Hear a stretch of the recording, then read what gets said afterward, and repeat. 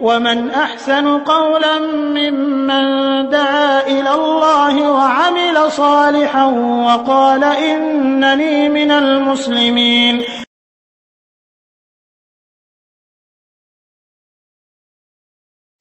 ভাই একটা প্রশ্ন করেছিলেন গতকাল মনে হয় যে খুতবাতে খতিব সাহেব দাস দাসী সম্পর্কে বক্তব্য দিয়েছিলেন। তিনি বলছেন যে এই দাসী প্রথাটা এটা এখনো চালু আছে নাকি এবং কেমন করে পুরুষ বা মহিলা দাসী হিসাবে গণ্য হয়। ভাই আসলে এই দাসীর প্রথা আবাহমান কাল থেকেই চলে আসছে। যেমন বলা হয় যে সুলাইমান আলাইহিস সালাতু ওয়াস সালামের 100 স্ত্রী ছিলেন, তার মধ্যে 3 শতাধিক দাসী ছিল। সুলাইমান আলাইহিস সালাতু ওয়াস সালাম একদা বলেছিলেন, তামান্না আকাঙ্ক্ষা করেছিলেন যে আজকে আমি আমার 100 স্ত্রীর সাথে মিলামিশা করব এবং 100 স্ত্রী প্রেগনেন্ট হবে এবং যে সন্তান তারা প্রসব করবে প্রত্যেকেই আল্লাহ রাস্তায় আমি উৎসর্গ করে দিব।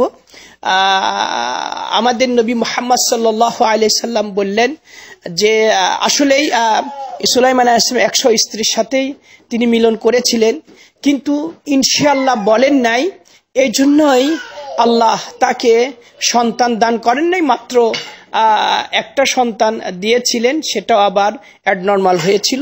আমাদের নবী বলেছিলেন যে যদি ভাই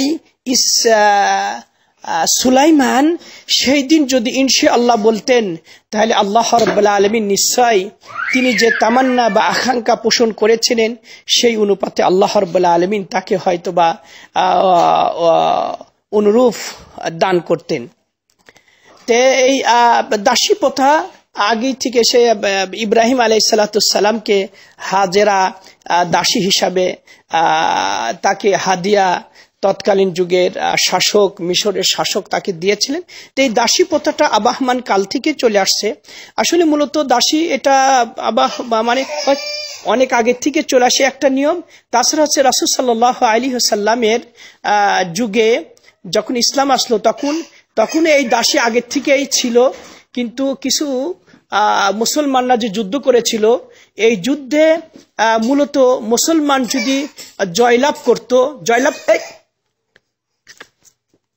জয়লাভ করার পরে ওই কাফেররা যারা বন্দী হতো তারা হচ্ছে দাস পুরুষ হলে দাস আর মহিলা হলে দাসীতে পরিণত হতো। তো এইটা রাসূল সাল্লাল্লাহু আলাইহি সাল্লাম ওই মুজাহিদদের মাঝে এটা তিনি গনিমত হিসাবে বন্টন করে দিতেন। যারা হচ্ছে ঘোড়া এবং অস্ত্র নিয়ে যুদ্ধ করত তাদেরকে ডবল দিতেন, আর যারা শুধুমাত্র তীর ধনুক নিয়ে যুদ্ধ করতেন তাদেরকে অর্ধেক দিতেন। তো এইভাবে দাস দাসীর প্রথা সেটা এখনো এটা যে একেবারে মানে এটা রহিত হয়ে গেছে এমনটি না, এর বিধান এখন পর্যন্ত চালু আছে এবং মরিতানিয়া তারপরে আফ্রিকান কিছু দেশে এটা কিন্তু এখন পর্যন্ত এই প্রথা চালু আছে, সেটা বংশগতভাবে এখন থেকে চলে আসছে। তো সুতরাং একজন পুরুষ 4 জন স্বাধীন মহিলাকে বিয়ে করার অনুমতি এসেছে, ইসলাম দিয়েছে, কিন্তু এই দাসী এটা আনলিমিটেড। 4 জন স্বাধীন মহিলাকে বিয়ে করার পরে একজন পুরুষ আনলিমিটেড মহিলাকে দাসীকে সে বিয়ে করতে পারবে, এটা ইসলাম অনুমতি দিয়েছে। আল্লাহু আ'লাম। সাল্লাল্লাহু নবিনা মুহাম্মদ ওয়া আলা আলিহি।